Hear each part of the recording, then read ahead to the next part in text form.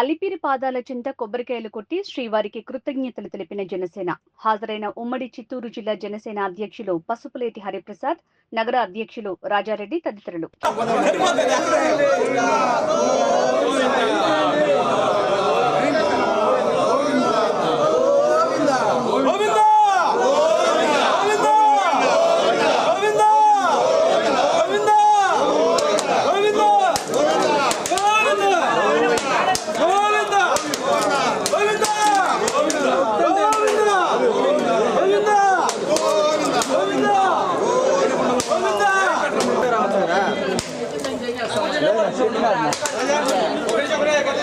Sir అక్కడే ఉండండి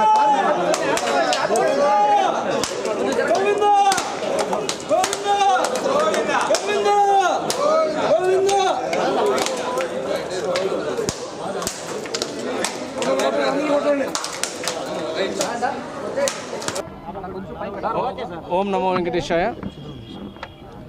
ఆ దేవదేవుడి పాదాల చెంత ఈరోజు తిరుపతి ప్రజలందరూ కూడా ఏ విధంగా అయితే కోరుకున్నారో స్వామివారి దర్శనానికి ప్రతి నెల దర్శన భాగ్యము మంగళవారం నాడు, మొదటి మంగళవారం నాడు కల్పిస్తున్నారు.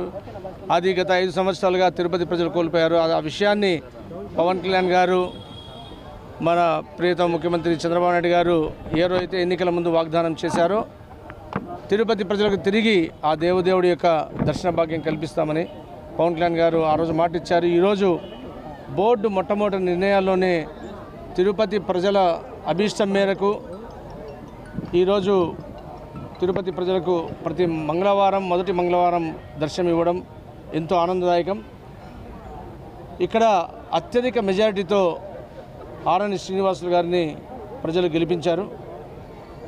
నిన్న ఎమ్మెల్యే గారు కూడా అసెంబ్లీలో అధ్యక్షుడితో అందరికీ ధన్యవాదాలు తెలియజేస్తూ ముఖ్యమంత్రి గారికి, ఉప ముఖ్యమంత్రి గారికి, అలాగే టీడీ చైర్మన్ గారికి తిరుపతి ప్రజల యొక్క అభీష్టం మేరకు తిరుమల తిరుపతి దేవస్థానం తీసుకున్న నిర్ణయాన్ని హర్షిస్తూ ధన్యవాదాలు తెలియజేశారు. అలాగే తిరుమలలో గత ఎన్నో సంవత్సరాలుగా నివసిస్తున్న ఆయా బాలాజీ కాలనీ వాస్తవ్యులకు కూడా ఎప్పుడో ప్రజారాజ్యం సమయంలో కప్పులు శాంక్షన్ అవుతే దాదాపు 1160 ఉంటే దాంట్లో ఒక 500 మందికి మాత్రమే పైకప్పులు చేయడం, తిరిగి చాలామందికి ఉన్నాయి అని చెప్పడం కూడా ఎమ్మెల్యే గారు దృష్టికి, ఆ యొక్క ముఖ్యమంత్రి గారి దృష్టికి తీసుకుపోవడం చాలా ఆనందదాయకం. ఖచ్చితంగా ఈరోజు చాలా అద్భుతమైన నిర్ణయాలు తీసుకోవడం జరిగింది.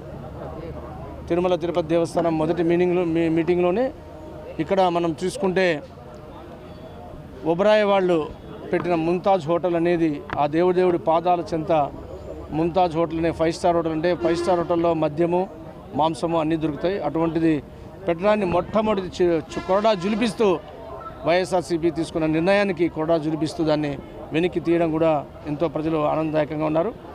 అలాగే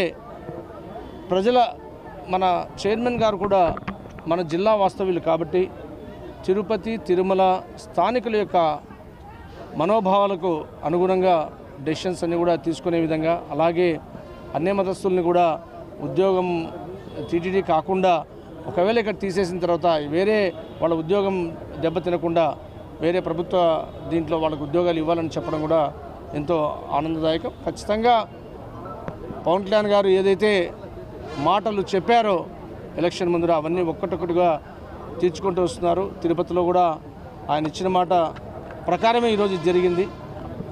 మేము మరొకసారి జనసేన, ఎన్డీఏ, తెలుగుదేశం, అలాగే బీజేపీ అందరూ కూడా ఈరోజు ఎంతో ఆనందంతో ఈ యొక్క తిరుపతి ప్రజలకు దర్శన భాగ్యం కల్పించినందుకు మా ఉప ముఖ్యమంత్రి పవన్ కళ్యాణ్ గారికి, ముఖ్యమంత్రి చంద్రబాబు నాయుడు గారికి, అలాగే టీడీ చైర్మన్ గారికి మనస్ఫూర్తిగా ధన్యవాదాలు తెలియజేస్తున్నాం. జనసేన తరఫున అందరికీ మంచి జరగాలి. తిరుపతిలో ఆ దేవదేవుడిని నమ్ముకొని స్థానికులు ఎంతోమంది ఉన్నారు.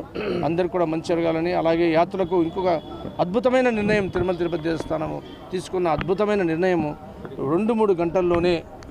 మనకి ఇక్కడ ప్రాబ్లం ఏమంటే సామాన్య భక్తుడు దాదాపు 24 గంటలు, 48 గంటలు వెయిట్ చేస్తున్న సమయాన్ని ఇప్పుడు ఆర్టిఫిషియల్ ఇంటెలిజెన్స్ ద్వారా ప్రయోగాత్మకంగా ఎవరికైనా సరే 2-3 గంటలు దర్శనం అయ్యే విధంగా చేస్తామని చెప్పడం చాలా అద్భుతమైన నిర్ణయం. ఖచ్చితంగా చైర్మన్ గారిని మేము ఈ విషయంలో ధన్యవాదాలు తెలియజేస్తున్నాం.